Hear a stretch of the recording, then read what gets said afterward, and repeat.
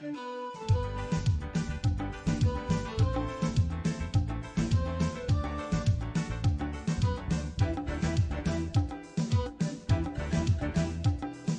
a peaceful people, struggling, we struggle, and we don't look for trouble, just ask around.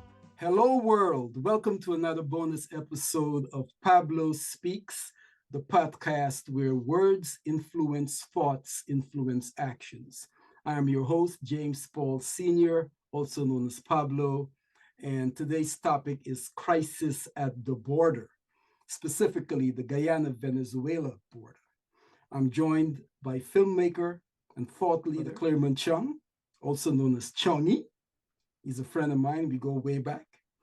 We share a common Guyanese heritage and a passion for soccer and writing.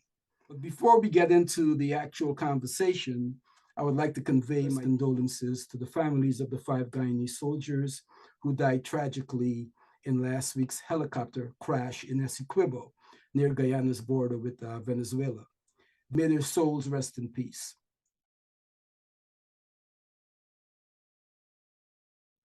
Brother Chungy, welcome to Pablo Speaks. How are you today?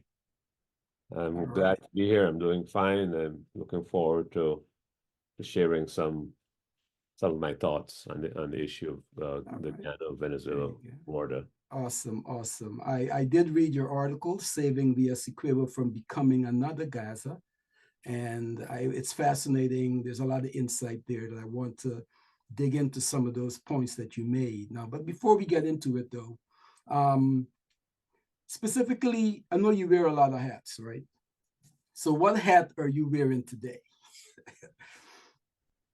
I just people call me it. I don't usually call myself it. Right. For the purposes of the day, I would say I'm a public intellectual. What that really means is that you critique public occurrences, things that people know about, popular things. You critique culture, right? But usually not as a critique of putting things down, but adding information, teaching. Hopefully, you add some kind of level of a deeper level of discussion. For people who are listening to you for the first time, give us a little background on where you're from, what you do, where you are today, some of the things you're working on and have done in the past. Born in Georgetown, Castle Housing Scheme. Those of you who know Georgetown know that it's South Georgetown, where all the soccer players come from. I am an attorney. I live in the United States, in New Jersey now. I've made a few films. I've written a book or two. I'm working on a film on coffee right now. Not that coffee needs any additional coverage, because there have been other films and other writings about it. But I think people have missed some of the essence of what coffee is, and I feel that I need to fill that in. I just finished a children's book dealing with birds. The characters are birds, and they're discussing some of these issues, looking at how humans live, climate change, and trying to come to grips with what humans are doing to the environment that they have to live in, and they can't communicate to us.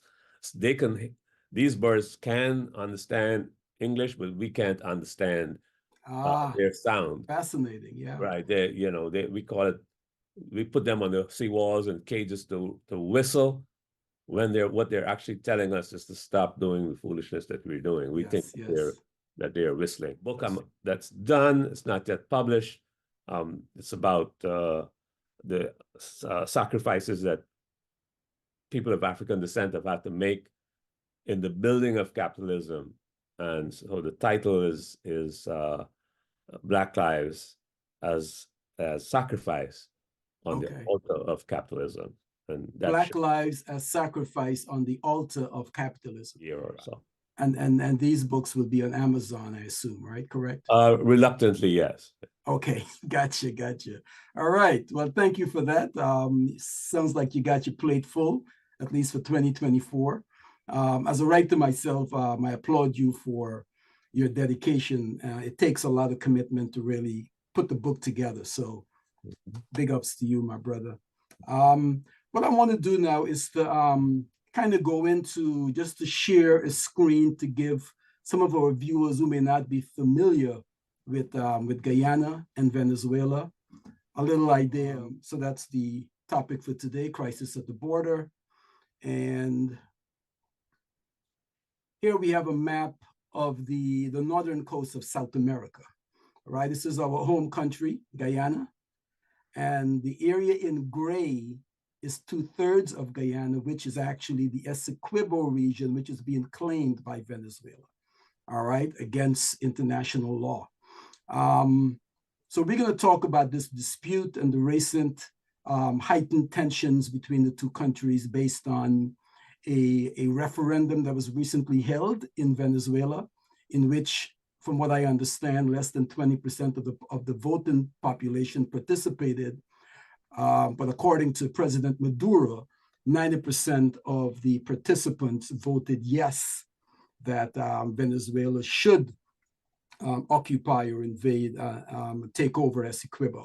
All right. Needless to say, if that were done, all right, and we're going to delve into the probabilities in the conversation with Brother Clairmont today.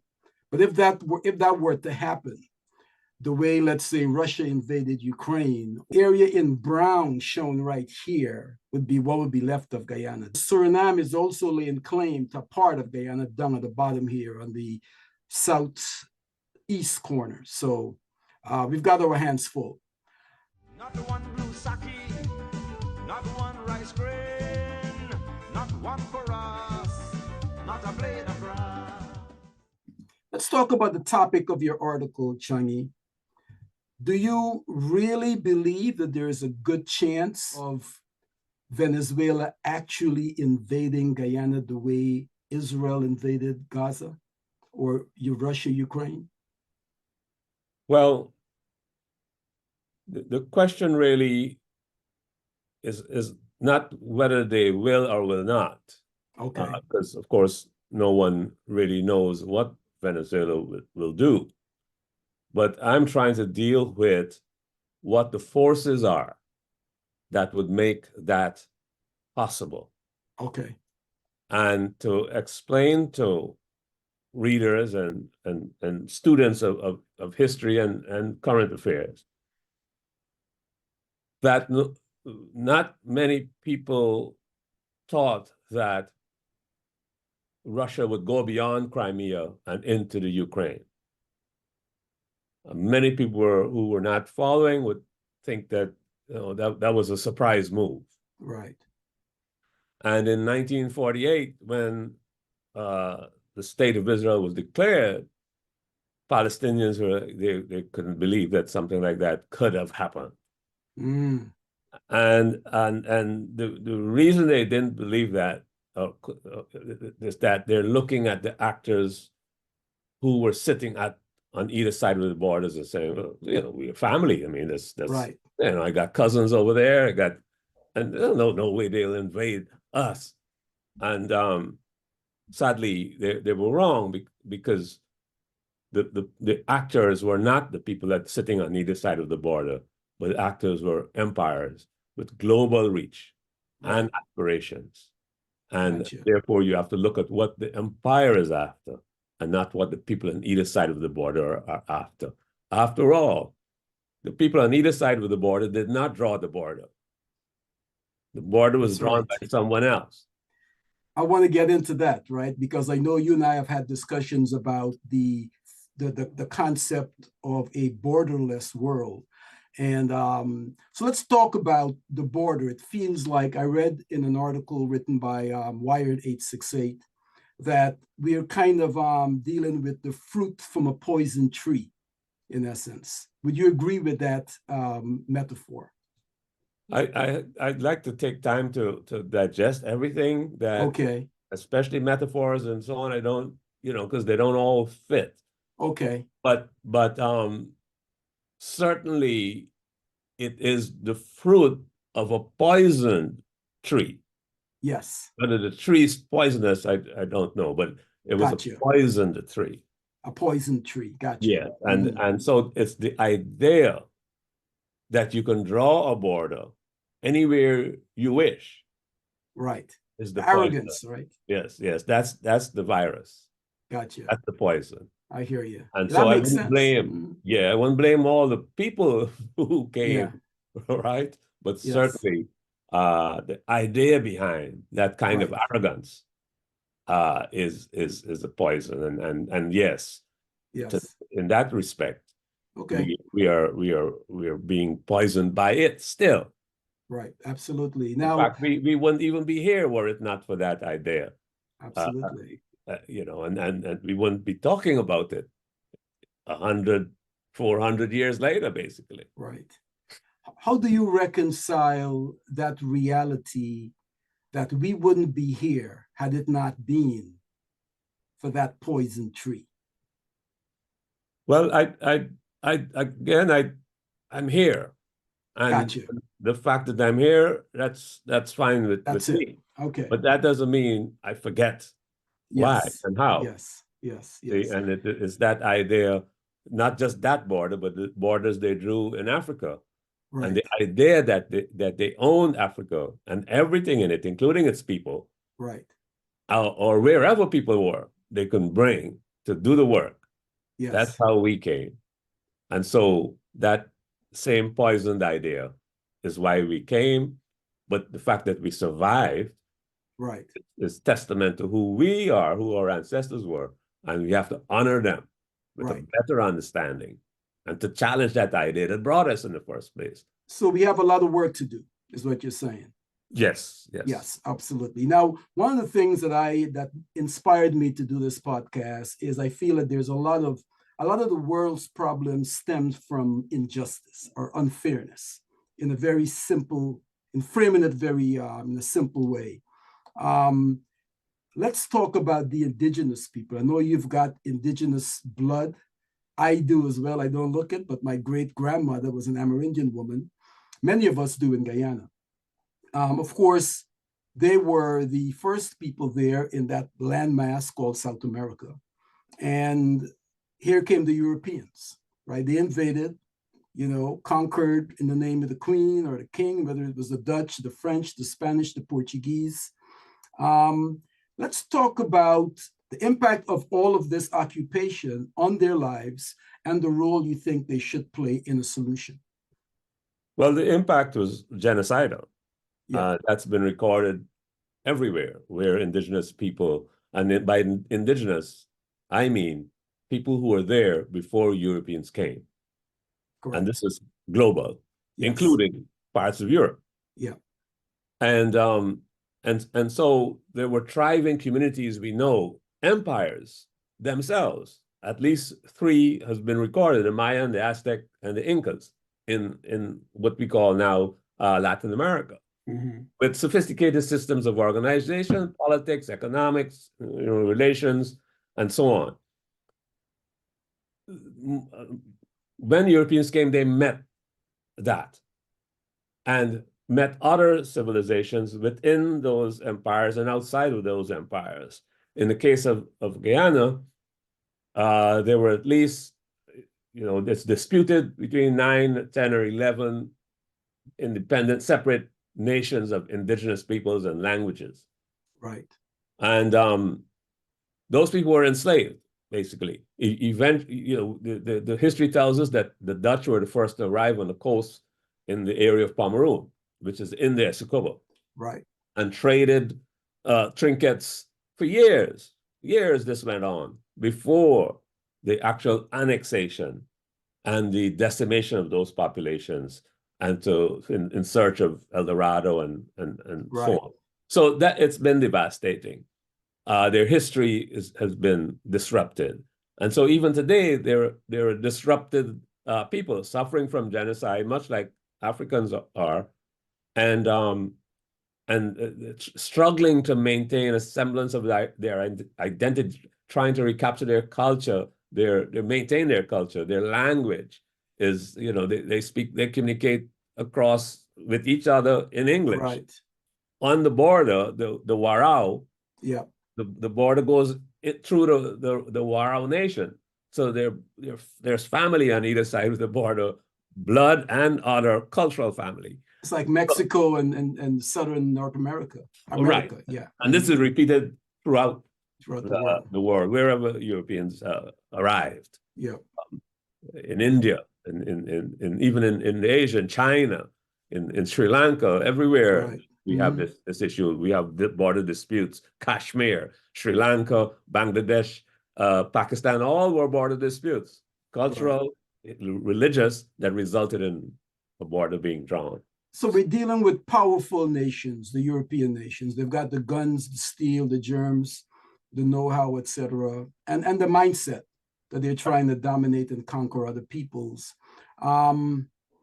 Absent of that type of power, right, where you're a threat to this invader, how can these indigenous people and other peoples who have been oppressed and marginalized through invasions, how can they solve that issue and realize a sense of justice from all of this injustice? Well, they can't do it at the UN. Okay. This has been a mistake. It has served its purpose, but it hasn't served its people, in the sense that it has gathered powerful nations together. But even within the UN, there's a hierarchy. It's not a democratic body. Right. And just recently, as you know, the US vetoed a ceasefire in Palestine. That it has that power still. Yes. Tells you that indigenous people have a long way to go in overcoming what has happened to them. But it's doable, and one of the ways is through culture, through trying to maintain that, and then understanding what I'm saying. And not that I have to teach them anything; they already know it. Yeah. And then connecting across their lines, because it's not borders for them; it's their nation. So they have to respect each other. And what happened to them? They were forced into battles among themselves sometimes. Some were capturing Africans, some were freeing Africans during that period. And so they have to understand that history, reconcile it, and try and move together intellectually. There's no point in trying to build bigger arms so that you can go back and take what's taken from you. It has to be done intellectually.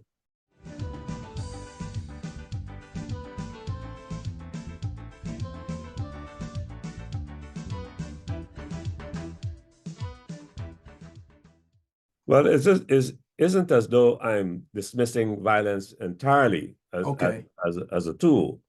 What I am saying is that it will not get you to the place where you want to be. Even if you were victorious, you'll be in the same position as the person who had committed violence against you.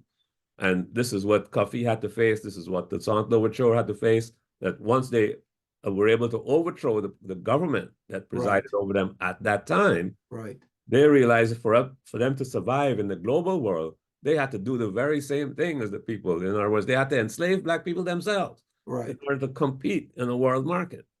And because intellectually we hadn't crossed that path. And so, and additionally, because of what happened in October 7th in Gaza, those young men, and I imagine there were all women involved as well, we were able to speak more freely today, freer than we were able to speak before October 7th. So violence we are here as a consequence of violent struggle against them. So I'm not dismissing it entirely.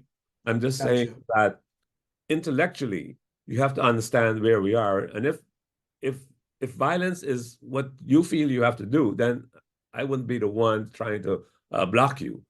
Because it has brought some freedoms, and it's substantially one of the reasons that we are talking at all. Now, in your article, you mentioned the Resistance Project. Help me understand, what is the Resistance Project?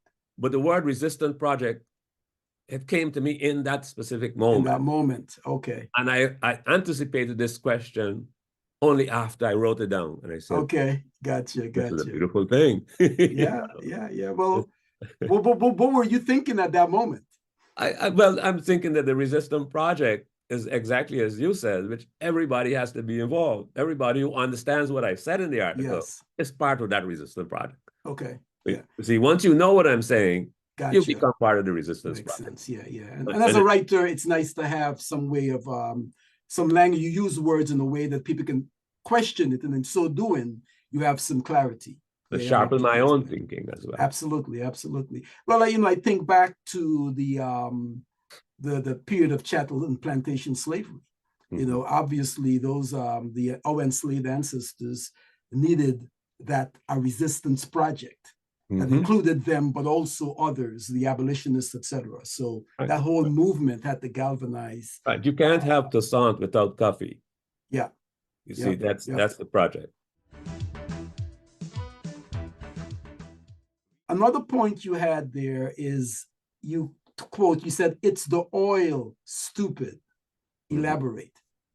Well, it's not about the oil. Let me just say, but it is about the oil in the sense that if there were no oil in the Guyana shield and in the Orinoco shield and the whole, right, we probably wouldn't be at each other's throats at this point in history. And when I look at the other comparisons that I made in the Ukraine, Europe's largest producer of gas, right, the struggle is for the Ukraine. Putin could be accused of trying to create a buffer between him and imperialism, and therefore he takes Ukraine.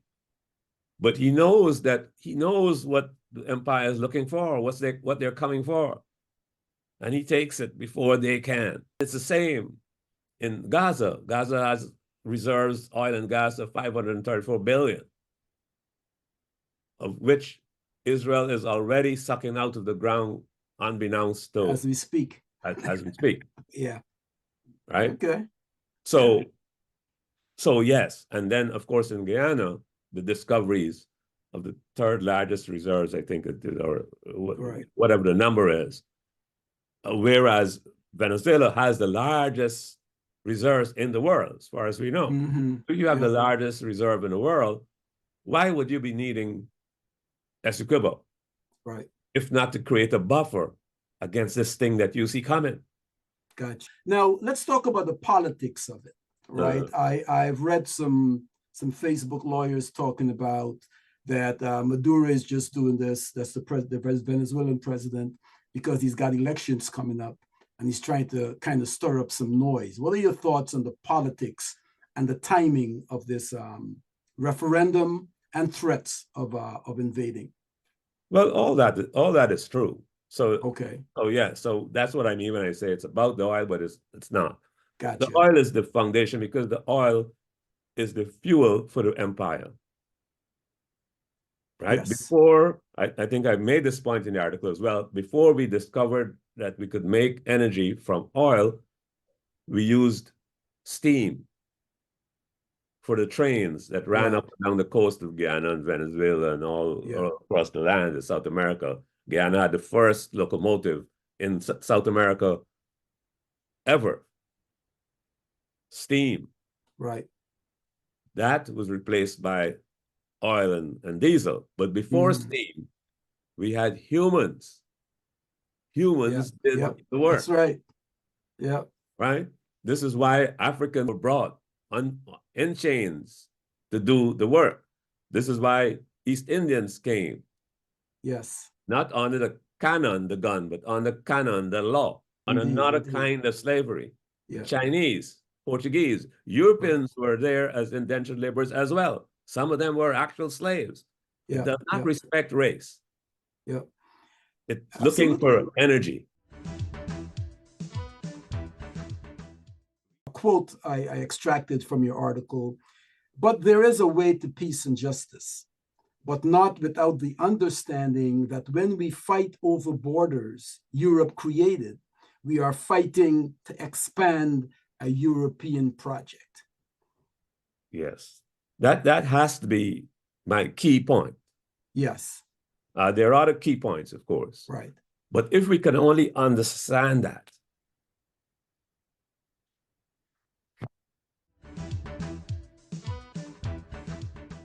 do you think that the scheduled talks, I think there's a conversation that's happening between the presidents, and it may be mediated by someone in the Caribbean, if I'm not mistaken.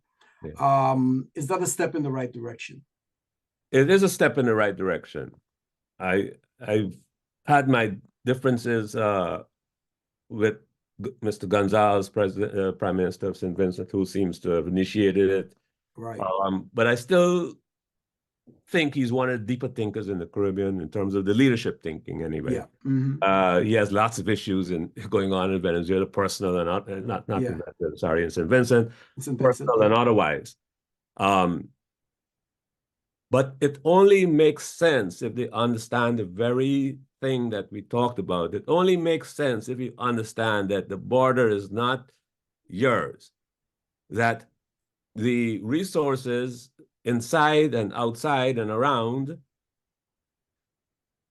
for all intents and purposes, the people who are coming for it, the empire, it does not belong to you. They're just trying to come to collect what you've been caretaking for them. It's their thing. Now, is there any leader in the world you feel understands this point that you're trying to make, that you're making? Lots of leaders understand it. Lots of leaders do. Give me an example. Give me a few examples. Well, Iran, for one thing. Okay. China knows this. Okay. Russia knows this. I think Maduro, I think, knows this. I don't know about the leadership in Guyana. They do seem a little frazzled at this notion that I'm presenting. But so there are people who understand what I'm saying. Okay. But in the leadership levels. But as I'm saying, that the meeting that they've called, for it not to be just a photo op, something so serious, that it wouldn't make sense unless they understand that. And if Mr. Gonzalez would explain to him, he needs to call me so I could be present. Yes, yes, absolutely. There you go. You heard it on Pablo Speaks. Please call Chungy, okay, Mr. Gonzalez. Yeah. Yeah, that if they don't understand that a war over the border is a war for the furtherance of the European project, which, when I say European, I include NATO and the United States. Yeah. Mm-hmm. Right? If they don't understand that, I'm afraid there will be no result. Maduro has to know that you know that, and the Guyana leadership has to know that and to understand that. Chavez understood that. Right. You see, this is why I called at the end for the continuation of the Bolivarian Revolution, because I knew from what Chavez was saying that he understood what this was. Mm-hmm. Mm-hmm. See, Maduro, I'm not so sure, because right now he maybe perhaps he's so desperate. I mean, he's a protege of Chavez, but he hasn't had the same success. Okay. And part of it is probably because he doesn't understand that those forces as much.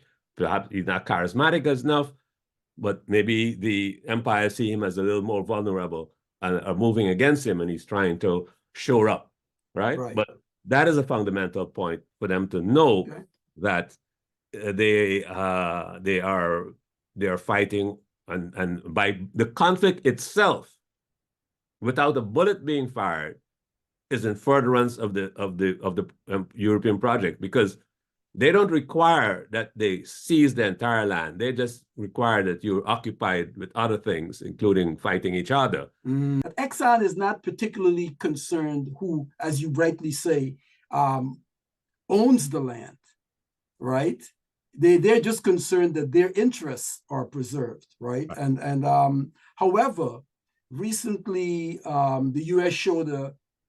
had a show of military force by the flyover, and Venezuela responded, calling it aggression. So what are your thoughts on that? I mean, that certainly felt good to a lot of my Guyanese friends who said they were happy to see those jets flying over from the U.S. Right, because I mean, I don't hold it against anyone who doesn't share my view or hasn't heard, about it or thought about it before I wrote it. I don't hold those kinds of things against people. Right. But if they think that the US is coming to rescue them. Right. They have a sad, sad appreciation of history. A quick story about when I taught public school in New York, one of my students went missing one semester. I hadn't seen him. And when he came back, like it took maybe like a year before I saw him again. And I was like, what happened? He said, I was in Panama when the US invaded Panama. Wow. And he said that he ran onto the bed and stayed there for hours. He said this was the stealth bomber that they sent. He said the entire house was shaking and he too was shaking. It took him that long to recover. Man. He was a child. I mean, he's like 12 years old. Wow, wow. Recover from it. Those planes that flew over the Essequibo would be dropping bombs on the Essequibo, not on Venezuela. Gotcha. And everybody's at risk. Yeah. Because they don't know who is down there. Absolutely. At what time, and they are going to go east or west, whichever is necessary, and drop those bombs. So everybody, if Maduro thinks that if a war breaks, it's going to be about the Essequibo, he's sadly mistaken. From my reading, it seems that Guyana has a very good case. Okay. Venezuela, not so much. This is something they lived with. They have indications of having accepted it in the past and in public documents, stamps. Right. You know, you can't, you know, let me take your stuff for all these years. At some point, I'm using it as if it's mine. We have prescriptive possession, right? Like, even in Guyana, you have to certain years of possession and use with the knowledge of the other side, most of it hostile use. This is one of the prerequisites. It's mine.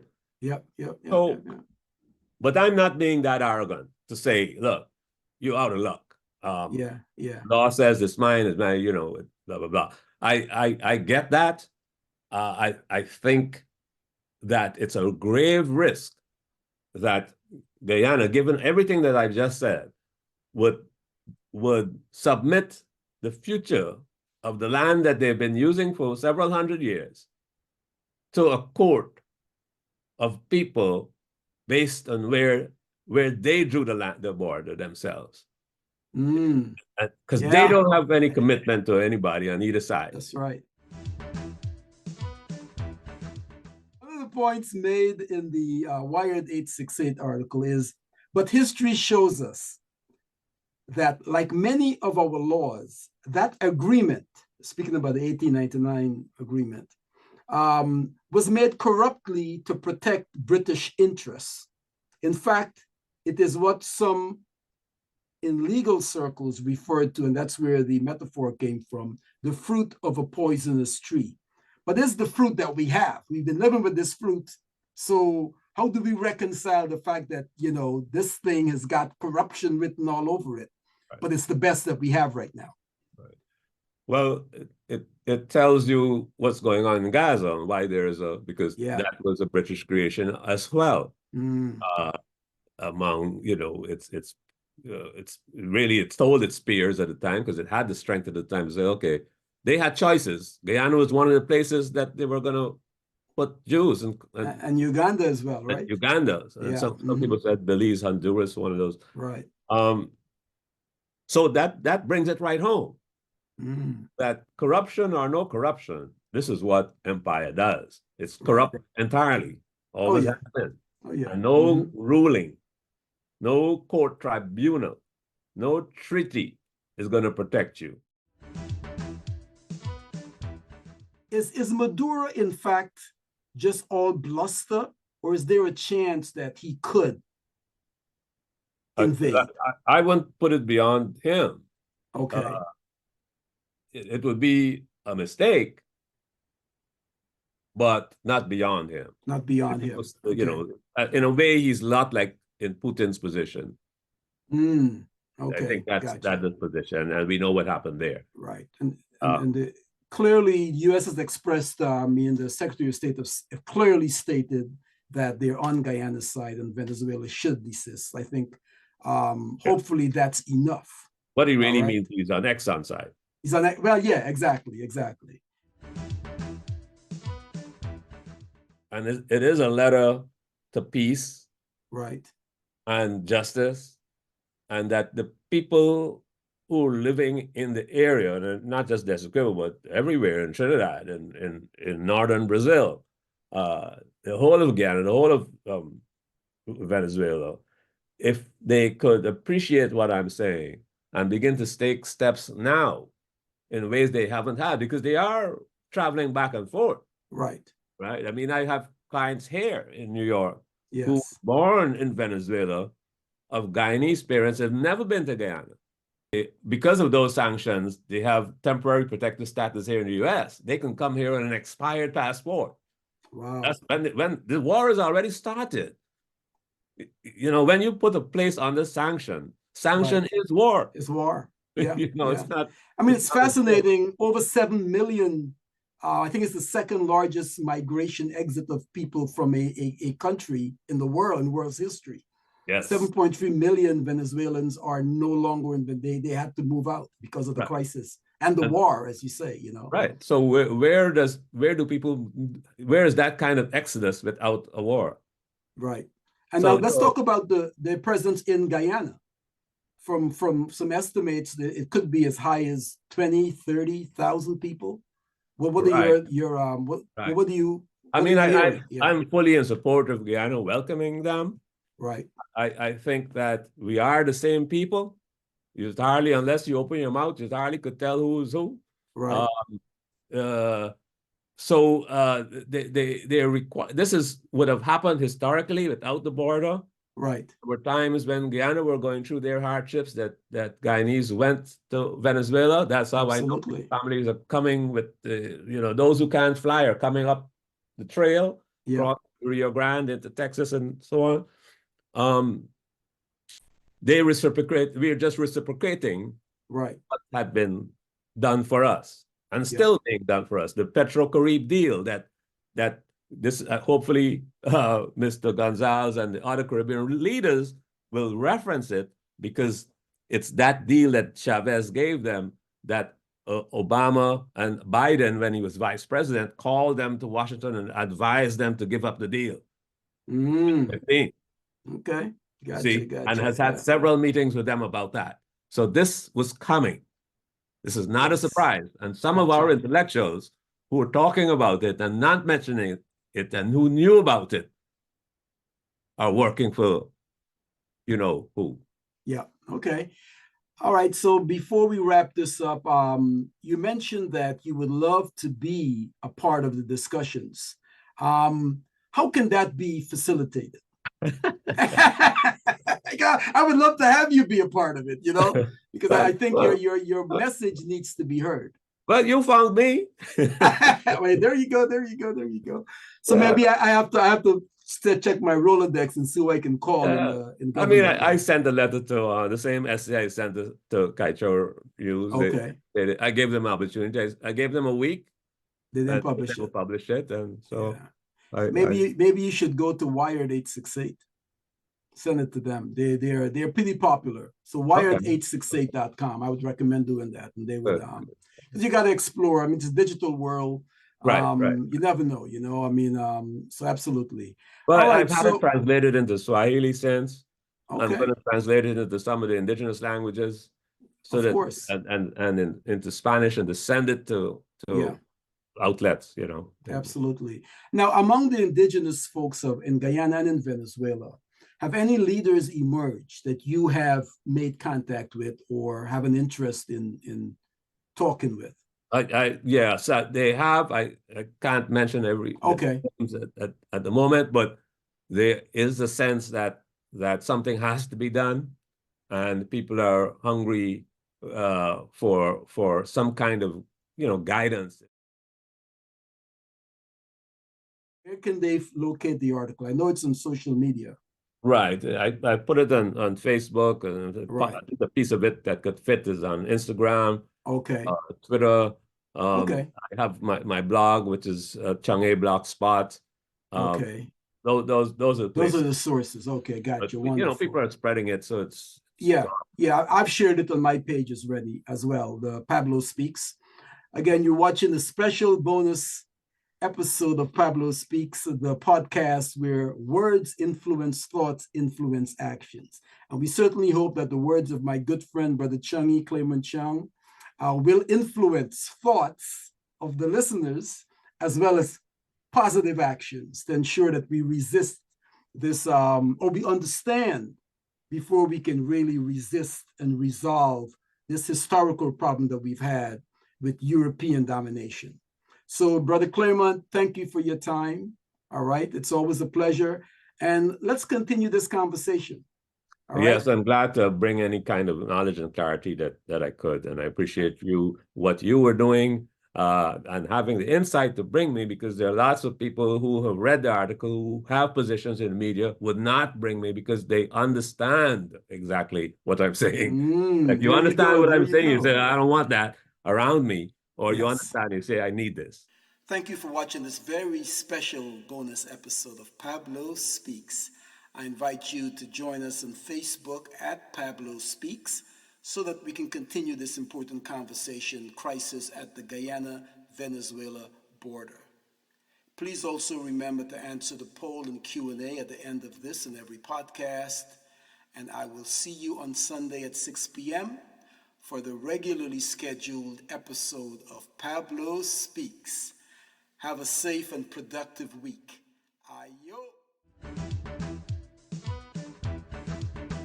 We love the open country of the Rupanuni and the Essequibo, daytime or night. Though we criticize it, this is our home, we love it, and we mean to keep it. We have that right.